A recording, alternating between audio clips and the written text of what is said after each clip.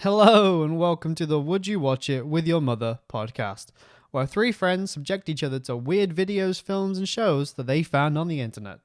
Each week we'll describe the videos, have a discussion about what we saw, before finally asking the big question, would you watch it with your mother? So sit back, relax, and roll that intro.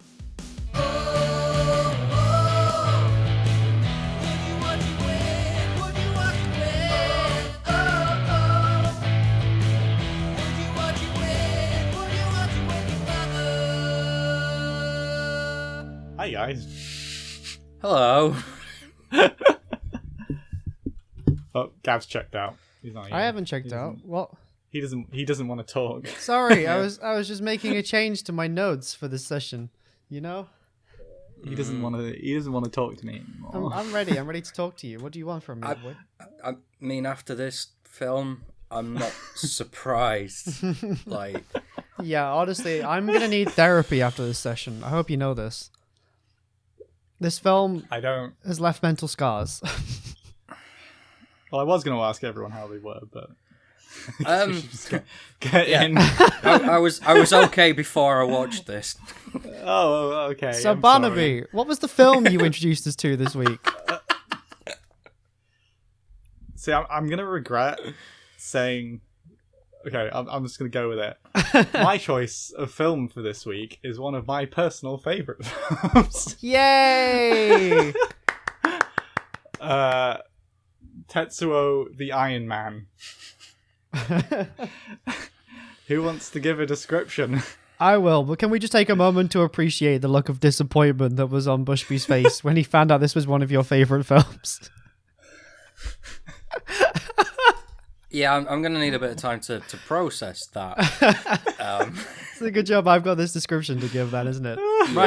Yeah. Sit down, boys. I'm ready. Barnaby brought something insane to this week's episode. It's a black and white Japanese horror film called Tetsuo the Iron Man that honestly just left me more and more confused the more that I watched it. It was... What? All right. So 1 minute I'm watching somebody have like metal inserted into the leg, like just deep into the skin, like, and then there's like a weird metallic rave going on 5 minutes into it, and I'm already going like, what's going on? This is a Die Artwood video. What is this shit? And the only thing I could really do is like write a quick summary of the vague things that I remember because so much happened. And in short, it was sweaty men, more metal than an episode of Scrap Heat Challenge, and chase scenes that they've been animated by a toddler. Top with a story that makes my brain hurt. What did I just watch? Can I curl up and rock myself to sleep now, please, guys? Please. Bushby, do you want to read the description for the film that you found? Yeah, so this was on the site that you sent us what the film was streaming on. It sums it up perfectly. Okay. A businessman accidentally kills the metal fetishist who gets his revenge by slowly turning the man into a grotesque hybrid of flesh and rusty metal. So, what did...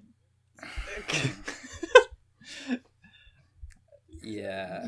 What did you guys think? I'm still trying to process it. I mean, let's put it this way. I couldn't take my eyes away, but I can't say I enjoyed it. If that makes sense.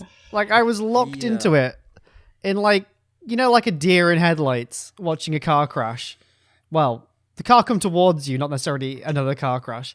That was me the entire way through. I just felt like I was about to be hit by a car. Much like the man in the film. Yeah. It's, it was like, I just felt so uncomfortable watching it. Like, I literally had to pause it at time. I mean, it's just over an hour. It's like 65 minutes in total. Like, I must have paused it literally like 4 or 5 times during it. Because I just kind of had to stop and just take a deep breath and just, I don't know. It was a lot. and the pacing of it as well is very fast. There's a lot going on very, very quickly. Yeah, that's why I think I couldn't like take my eyes away, because I felt like if I took my eyes away for a second, I would miss like an important part of story that was hidden amongst like 20 minutes of metal scrap footage.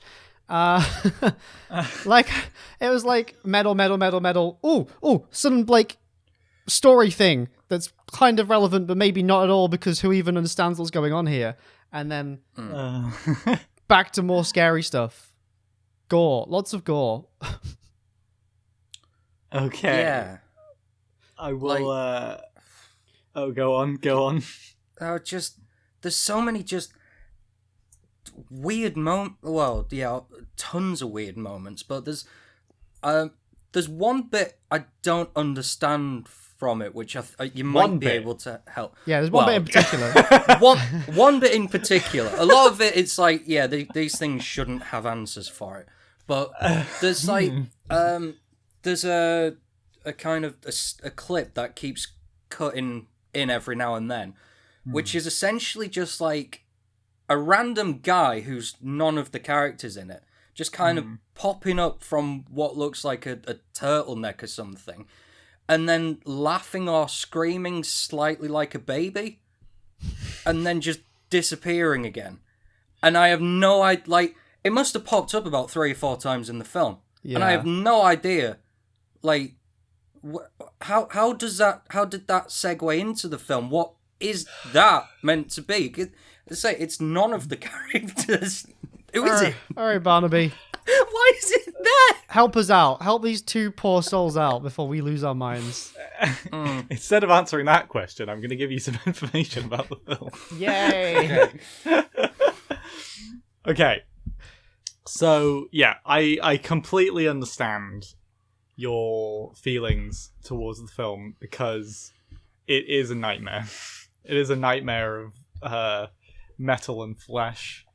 But that's kind of what the film is supposed to be.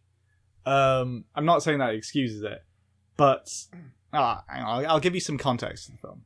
So, it was written, produced, directed, and edited all by one guy, a guy called Shinya Tsukamoto. This is his 3rd film. It's basically a remake of his first 2 films, just like shoving them together. Right. Everything in the film was DIY. Absolutely everything.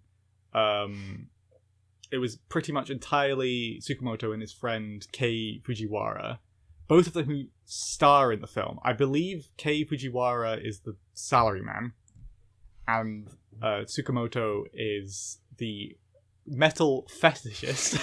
Yeah. It may surprise you to know, or may not, that this film was supposed to be 30 minutes long, but it kept on just sort of like ballooning outwards. Is that because they have like 30 minutes of just metal footage that they decided they had to have in, otherwise it wouldn't make sense? Possibly. It's unclear if it was filmed over 18, like the whole the production was 18 months, but it's unclear how long of that was actually filming. The best guesstimate was about 4 months. Apparently, the entire cast and crew, with the exception of Fujiwara, all slept in the same building, the apartment, which was actually Tsukamoto's apartment. Right. But that led to like incredibly, especially with like all the metal lying around, because the metal that you see in the film is real metal. That's most of the stuff that they apply onto themselves. So for anyone that hasn't seen the film, the characters, I guess, become part metal, and they're all taping. I think the best way to describe it is like, imagine somebody's making a metal costume and like a mask or something, and they've like just taped as much metal as possible and like glued as much metal as possible to their body. That's literally what they did. There we go. Glued metal to their body from discarded TV sets, apparently. That makes sense, actually. But, so, like, you can imagine, and it's not a very big apartment. What you see in the film is pretty much what you get. So, that's at least, like, a lighting crew camera operator and sound recordist and actors all living in the same space. And eventually it resulted in like everyone leaving the film. Except the director and the guy who played the salaryman. Great. According to someone who worked on the film, the guy who played the salaryman was someone else. Sorry, it was Tomohiro Taguchi. Right. According to him, it was very tough. Quote, "It was very tough, so I quickly sensed that if you would stay with them all the time, you would inevitably get the urge to escape. Toward the end, only the actors were still around. Nearly the entire crew had given up by then. So, like, it just became like a hellhole. And it was such a bad experience filming it that the director, not just director, producer, writer, editor, considered just burning the negatives of the film Oh my before even god. finishing it, because it was such a bad experience filming. Oh my god, what? So, should I keep going with the information, or should we ruminate on what we've learned so far? Can we just take a minute to appreciate that it was such a nightmare making this that nobody wanted to be part of it anymore? Yeah.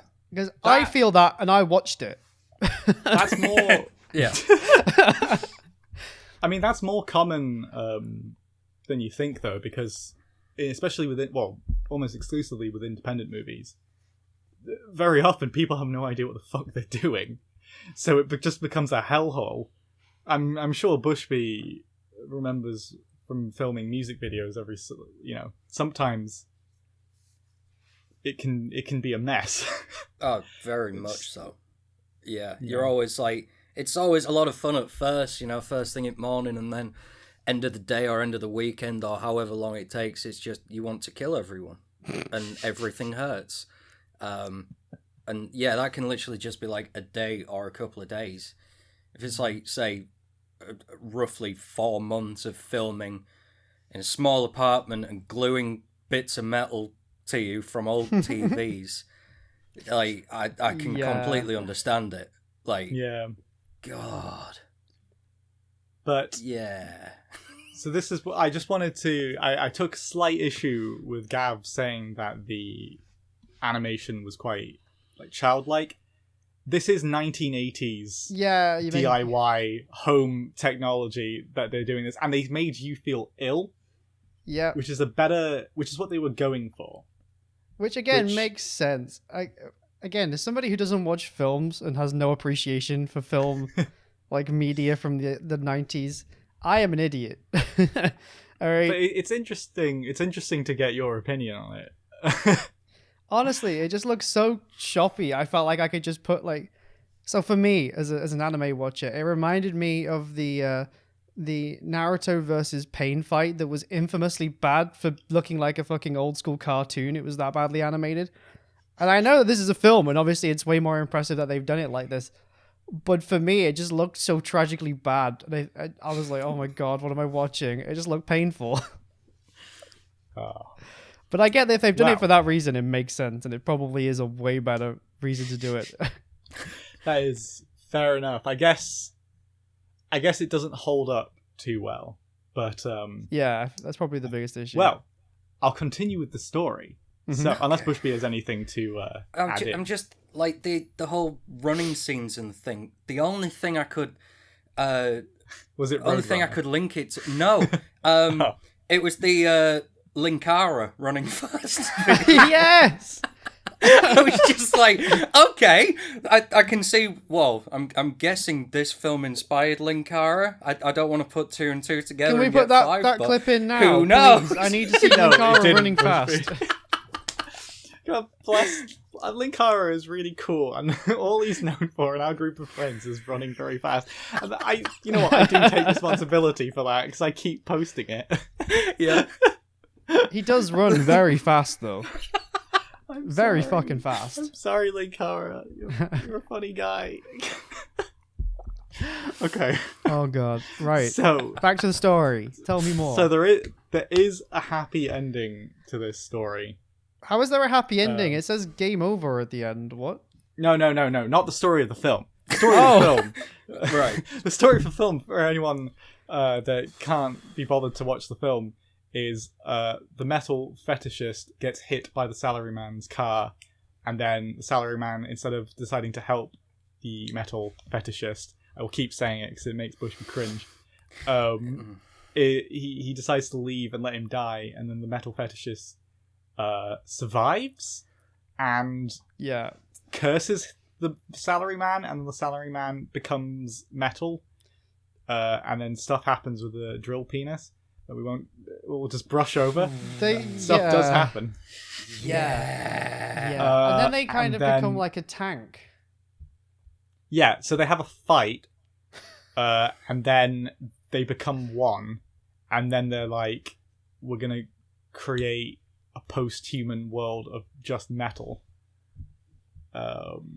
And that's the film. So no, the ending of the film is not happy. That's I was gonna say. That's the film. Yeah, simple as that. Can we just add like a warning spoiler at the beginning? I know it's like 89, but still, I feel like people need a...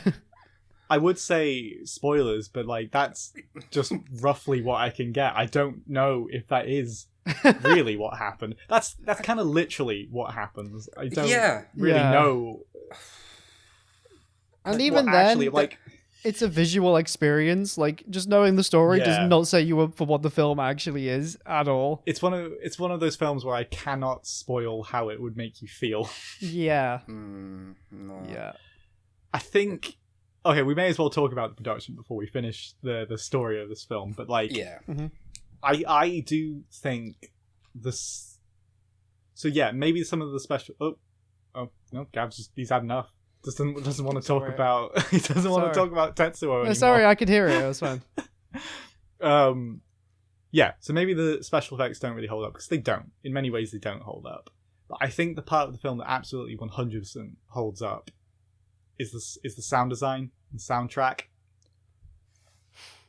The soundtrack is fascinating.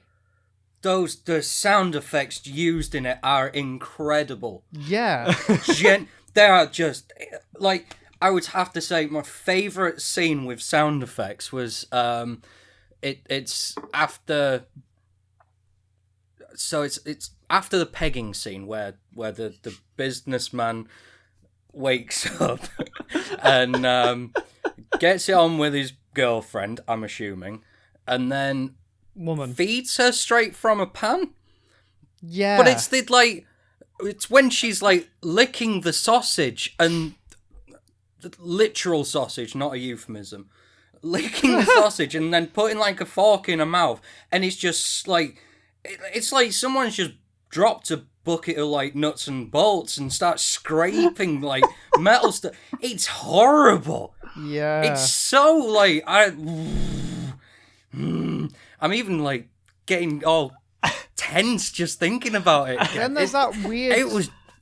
There's that weird, like, almost trying to be seductive, like, teeth shot of the fork in between her teeth. Oh, no. Oh, and that's fucking grim. I was there like, oh, God. Yeah. I honestly... I didn't realise who the metal fetishist was the entire way through. I couldn't work out which one of them it was. I just assumed they were both fetishists. Is that what the story is? Everyone's a fetishist. Let's get over it. Maybe I don't know. It's very confusing. So the soundtrack. Yeah. Sorry. Yeah, we got very distracted by that. It's got a very like almost drum and bass like industrial metal kind of thing going on. It's really fast. Like again, that's why I described it as D'Artwood, because it was kind of, that's the thing that it reminded me of. It's interesting that you do mention that, because the music, not so much the music in tandem with the visuals is almost like a foreshadowing of what music videos would become in the 90s and early 2000s. Yeah. Like, let's just say, we'll be upfront about it. Metal, alternative music, weird fucking music videos in the 90s and early 2000s. Very Yeah. much so. Do you want to name some examples? Or Closer by Nine Inch Nails, Korn, Freak on a Leash, most Slipknot music videos. Yeah, that's a fair summary. Yeah. Like messed up visuals for the sake of messed up visuals in many cases. Even going on to like now, like you look at like late Dillinger Escape Plan music videos, and it's just like gore. I think, but like it's almost not predicted, obviously, but sort of like. Well, I'll get on to the impact of this film later, but I'd be very surprised if at least a few filmmakers hadn't been influenced, at least in like music video terms, by this in some ways, especially like the rave dance scene. Do you know what? I saw this it was on like a list of 1,000 films you need to see before you die. And it was like recommended on that, according to Prime. Oh, well, I'm so glad I get to take this one off. Yeah, same. So clearly a lot of people know it. Like, clearly it's quite well known. Oh, okay. Well, that segues us perfectly in. Yes, it is very well known and very well regarded. So, when it was originally released, it didn't really get much attention until it was shown at a festival in Rome in 1989 called Fanta Festival, which I believe stands for like Phantasm Festival. I think it's a horror festival, like a ghost kind of thing. Yeah. Yeah. And when it was, they couldn't, so they sent it over to Rome, but they couldn't afford to put subtitles on the film. Though I will say, you don't really need subtitles for this film. Yeah, interestingly, there was like very little to watch that was actually like required English, unless you wanted bits of the story. Which again, there's not much story. But I think you can get what he's trying to say, because the only person that really speaks is the metal fetishist. And it's kind of portrayed through his visuals. I mean, he wants to do something to that man. Well, and the doctor who keeps appearing on the TV just says there's metal in your brain. You can whoever did this is a genius. It's like a piece of jewelry, and that was like all the doctor said. So they couldn't afford subtitles, but when it was shown, it still won. Like, it was nominated Best Picture and won. Right. Because I guess no one had really seen anything like this before. After this, it gained loads of attention domestically, and since then it's become an international cult hit. Being cited in 1001 movies you must see before you die, influencing loads and loads of people. And also, it single-handedly sort of, like, revitalized the Japanese independent film movement. Because by that point, there'd been attempts to make, well, obviously, loads of independent films, as in any country with a booming film industry. But, I mean, so in the early 80s, nobody outside of Japan really gave a shit about Japanese films. And then, before Tetsuo, they only really gave a shit about anime because of Akira. Mm-hmm. And then Akira boomed up and got people interested in like other anime, like Dragon Ball, blah, blah, blah. So then people really cared about the animes, the cartoons. And then this suddenly made it viable for people to make... Did you just Kamehameha? Yeah, of course. Why wouldn't I? Don't question me. You remember there are people who can't see this? Well, yeah, but that was a little Did you Easter intend egg for them to feel the Kamehameha? No, that was a little Easter egg for the YouTube people, you know? No one else would see it, but I would, and I thought you'd just...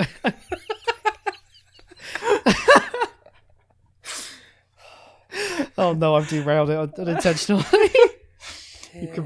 Film, important. Many people liked it. Helped make things viable. Yes, film important. Don't Kamehameha on screen, sorry. Right. And I should have said this in the whole story. So Shinya Tsukamoto basically to make this film just before, so he really wanted to be a filmmaker. He was working in an advertising agency and he quit his advertising job to make the film. But because he quit his job to make the film, he had very very traditional parents, and this was around the time in Japan where the salaryman was becoming like the ideal lifestyle. Like you would get a job, you committed to the company for the rest of your life. Yeah. And he didn't want that, so he got kicked out of his home. And basically, his dad was like, "You're gonna fail," and then he literally put all his life savings into making this film, and the single reason he didn't burn the film stock is because he needed to make money from the film. Oh my god! And luckily he did. And yeah, he's still alive and kicking, and he's actually made 2 sequels to Tetsuo. Oh my god, there's 2 more of these? Oh, there's 2 more of these. I assume you've seen them. Are they better or worse? I haven't seen it. I haven't seen the other 2. So oh my we god. could That's a movie night for us when lockdown's over. Yeah, I'm busy that weekend. What weekend? All weekends. Every weekend from now on. Oh hey, I'm in town. I'm not. But you live there? Not anymore. Not anymore. I've moved, so you can't find me. Oh god. So I'm surprised there's 2 more, but I assume they're very similar styles. Well, he's also gone on to make, films that aren't like this. Yeah, I think I'm just more intrigued to know where you take Tetsuo 2 and 3, but again, that's a different topic for another day. Well, I think the second one is called Tetsuo the Body Hammer. Tetsuo 2, let's see. Tetsuo 2 Body Hammer. Oh my god.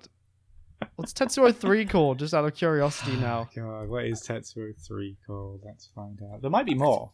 Not sure. I think, Tetsuo the Bullet Man. I don't know which one I prefer. Oh my god. Oh man, just you guys wait until I make you watch violent shit. Honestly, these film titles sound like something out of Community. The film series Violent Shit has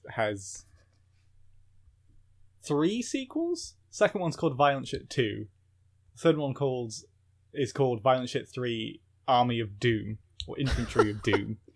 And the fourth one is called Carl versus Axe. Because I don't know who Axe is. I guess he's from another franchise, but Carl is the killer in the Violent Shit films. And he's called Carl the Butcher Shitter. I'm very confused as to what you watch in your spare time. Right, back to the film. I watched a lot of weird shit as a teenager. Anyway, back to the film. So, unlike a lot of that weird shit I watched growing up, I still do love Tetsuo. So I guess I was drawn to a lot of that stuff because when you come down to it, a lot of films are very similar. They follow like a very kind of formula of there has to be a beginning, middle, end, and it has to sign. Not saying that's a bad thing. It obviously works, Yeah. But I guess as like an edgy, I'm too cool for these mainstream films, teenager. I was a prick as a teenager. It felt very fresh, and so did those other films. But what draws me to Tetsuo is more so the context, because I'm very drawn to context of films. And the fact that this was literally done, like, completely DIY, I find just, like, so badass. Honestly, it makes... So my initial impression versus now that I know more about the film, it makes every aspect of this just that way more interesting and impressive. Because, like, when I first saw it, again, me being a film person who doesn't watch many films... So not a film person. That's what I meant to say, but the words didn't come out in the right order.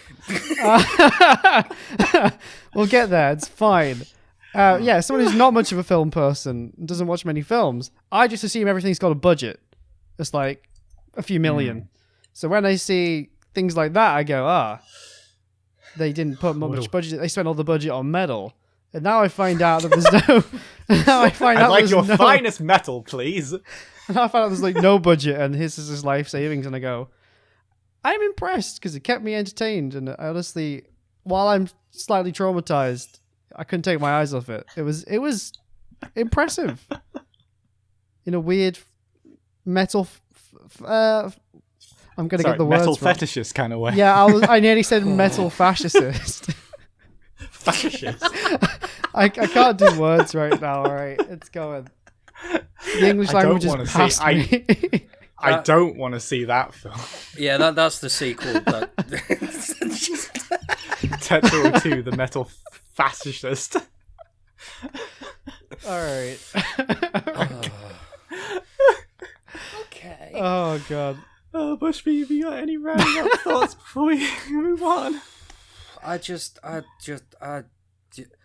No, to be fair, I think I'm thinking more same as Gav now. Like, finding out, obviously, that it didn't have a budget, and then considering, like, all of the crew left, and it ended up just being, like, one guy doing everything. Mm-hmm. It does kind of be like, okay, then. It softens the blow a little bit, just because it did feel like a hard watch for many reasons.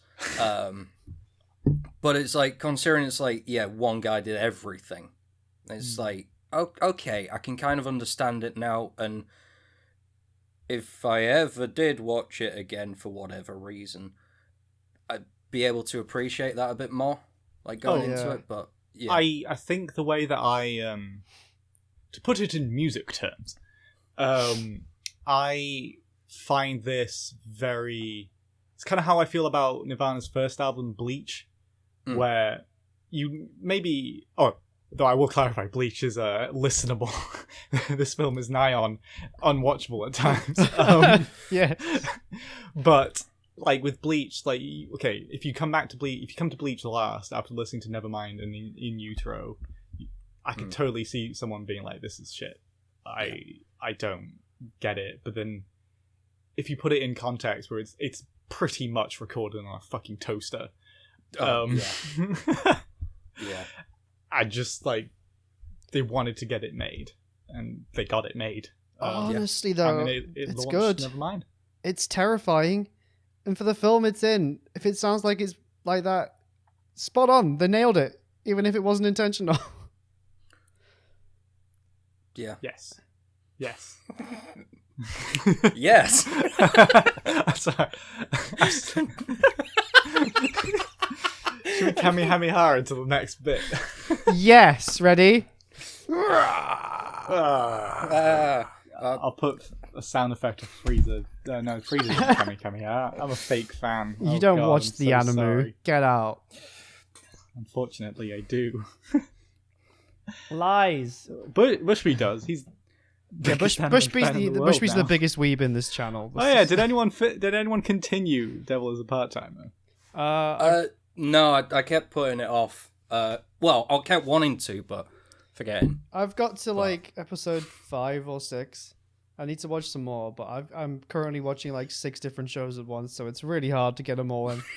But it's interesting. It does progress pretty well. Anyway, not relevant. Film. I think this was. My brain just went like, what are we doing? We're going to waste 10 minutes talking about this if I'm not careful. All right, guys. Yeah. Fine. Since Gav wants to move on. No, I just don't want to talk about Devil is a Part-Timer. I want to talk about Tetsuo. Let's go. Is it good? Is it good? Bushby. Ooh, that's a very layered question.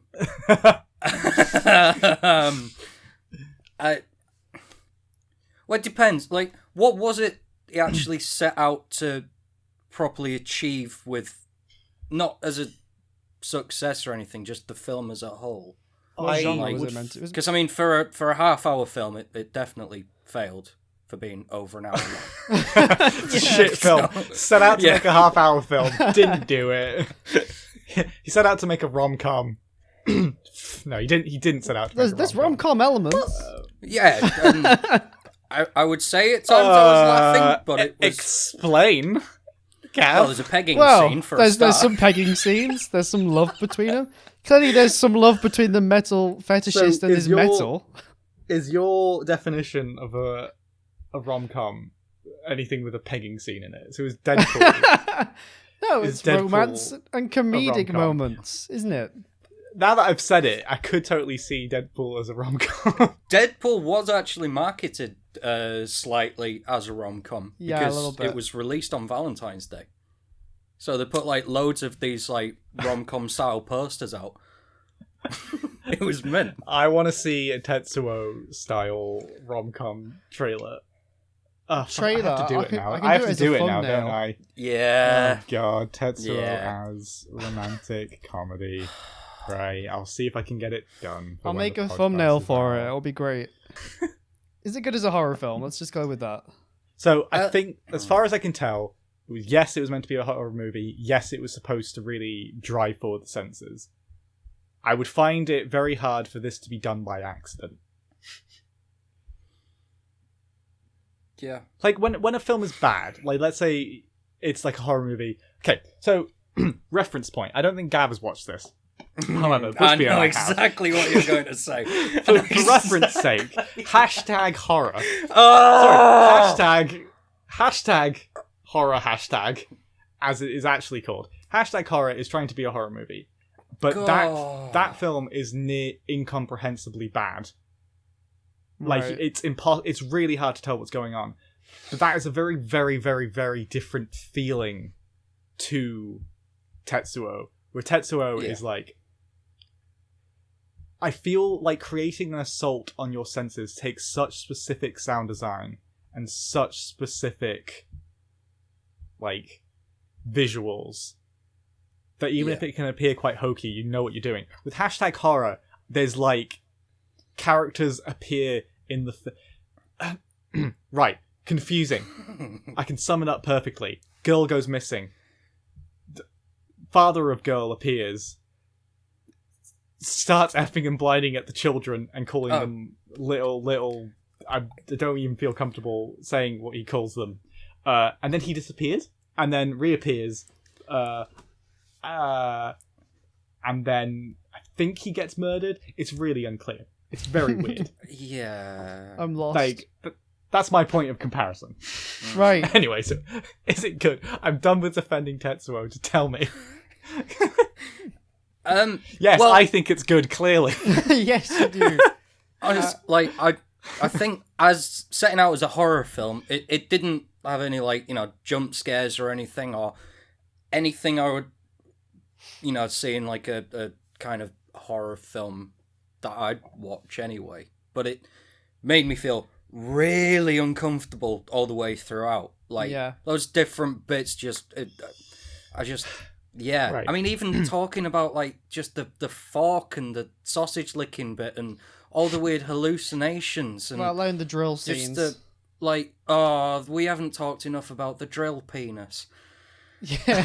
Do you want to talk about the No, I move don't this- want to talk about the drill penis. But I do, but I don't. But it's uncomfortable. I think especially honestly for that's the woman when moment it where goes it becomes through more it. of a horror in my eyes. Is when right. we have Oh, to sorry, discuss Gav. it. We have to discuss the drill penis quickly. So basically, All right. So Oh, sorry, Gav. Give the context. Go right, on. yeah. So basically, You clearly want to talk about the drill penis. halfway through, right, they're like having sex, and his metal infection or whatever it is like starts going out of control, and suddenly he just grows this drill penis, and it's not like a small drill. It's like a fuck on like I don't know what to describe, like a jackhammer if it was a drill. That's not how it happens, Gav. How does If it you remember happen? correctly, they're having dinner. And then there's all the sound effects of like licking the fork and the sausage. And then his drill penis grows through the table. Oh yeah. Which And then is she an screams. incredible scene. It's amazing when I he's just forgot kind of about like, And then she screams. And runs into the... No, he runs into the He bathroom. runs into the bathroom. Yeah. And then she says, I'll love you no matter what. Then opens the door, and then he tries to, like, kill her with the drill penis.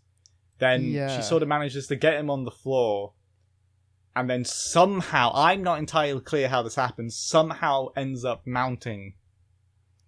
No, he died. She thinks he's dead. She thinks he's dead and gets on top of him. Then gets on top of it, which already terrible thought process. Yeah, ouch. Yeah. Yikes. And then he's not dead, and then comes back alive and kills her. Yeah. But then she comes back alive. No, that's the metal fetishist possessing the body. But because that's the thing, because she comes back to life, goes into like a weird, because when he wakes up again, she's just somehow now in the bath, covered in flowers. She gets out the bath, attacks him, goes into like a flowery cocoon, and then out pops a metal fetishist. Like, hello, I'm gonna attack you now, or whatever he does. I can't remember. I hope in our description we at least mention that he has a girlfriend. Yeah. But then, honestly, in our defense, there's really no way of telling the story of this film because you would just be saying the scene. You just have to watch it. Honestly, if you can bring yourself to watch something that may... I don't know. If you've got a stomach of steel, watch it. If you haven't, I don't recommend. Please avoid it. If you have any sort... I might put like a trigger warning at the beginning of this. Yeah. But like if you have any sort of like... obviously sexual imagery, violent, but also like epilepsy. Please, dear God, if you have epilepsy, avoid this film. Yeah. Or any like migraine-inducing thing. I should probably start putting trigger warnings at the beginning of these episodes. Maybe not for the Devil as a Part-Timer, but the other ones. But honestly, for me, as a horror film, with everything we've just discussed, it made me uncomfortable. It made me literally feel ill. I think it did great as a horror film. I feel like, while it's not a jump scare film that normally doesn't get me anyway, this had more impact on me as a horror film than most horror films do. So, good job. Good job, Tetsuo. So, did you feel more or less comfortable than when you were watching Incredible Instant Adoring Boyfriend? I felt a lot less comfortable than when I was watching Instant Adoring Boyfriend. I've never felt more uncomfortable watching a film. Honestly, it's really good in terms of that. Bushby's not sure. I don't. Yeah, no. I keep picturing. There's just so many scenes keep flashing back into my head of Tetsuo, and I'm just. It's harrowing. It feels like a nightmare. It feels like I've had a nightmare. I want to put that on the box. Harrowing. ... Feels like I've had a nightmare. Would you watch it with your mother podcast? 5 stars. Yes. No. It's I. To be fair, I can't stop thinking about this film, which I guess is a good thing. I would say technically. Going down the technically route, this film is good. Yes. And that's 3 yeses. Technically. It is good. Okay, let's move on. Well, 2.5 if you can't technically. Where would you put it on the what the fuck factor? Yeah, can it go any so higher? For anyone that can't see, Gav and Bushby have just raised their hands as high as they possibly can. We're not really being very accommodating to the audio-only listeners at the moment. Sometimes we are, sometimes we're not. Yeah, very hit and miss. Right, honestly, for me, it's set a new bar on the what the fuck. Alright, that was a nice little Easter egg. I didn't think any of you would notice it, so I thought... Right, what the fuck?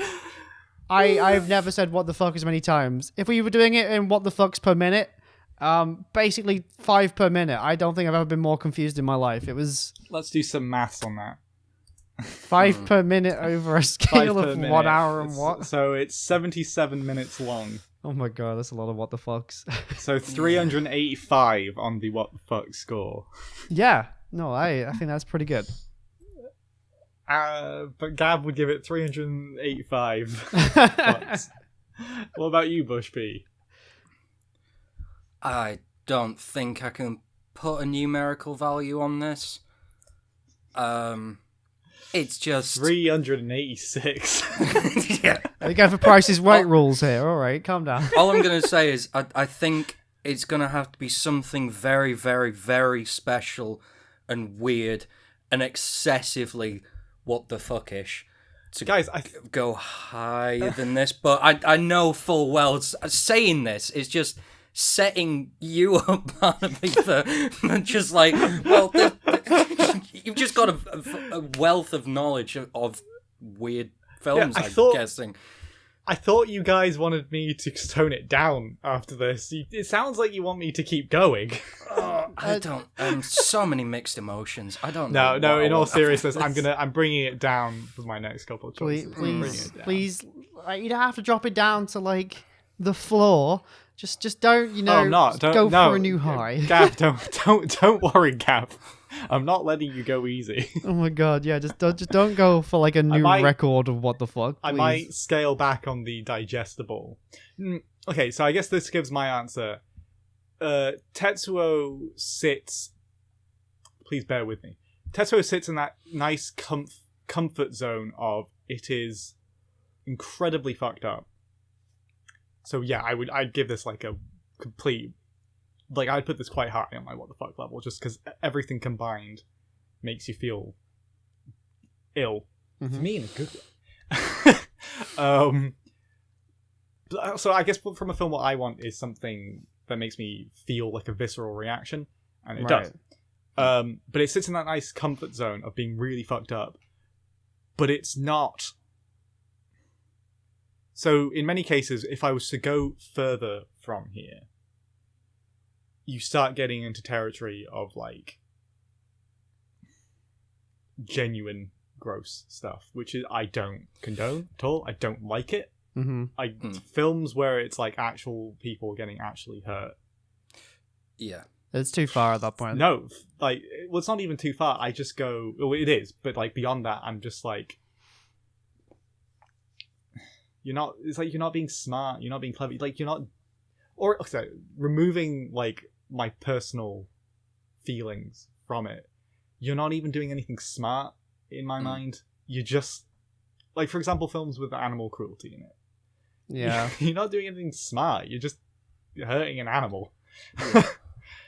But then on the other side, I'm just like, I don't want to see. I don't think anyone should suffer for art. Like, people. It should be the other way around. Your art should channel your suffering. Yeah, not not the other way suffering around. for it. Yeah. Let's not glorify.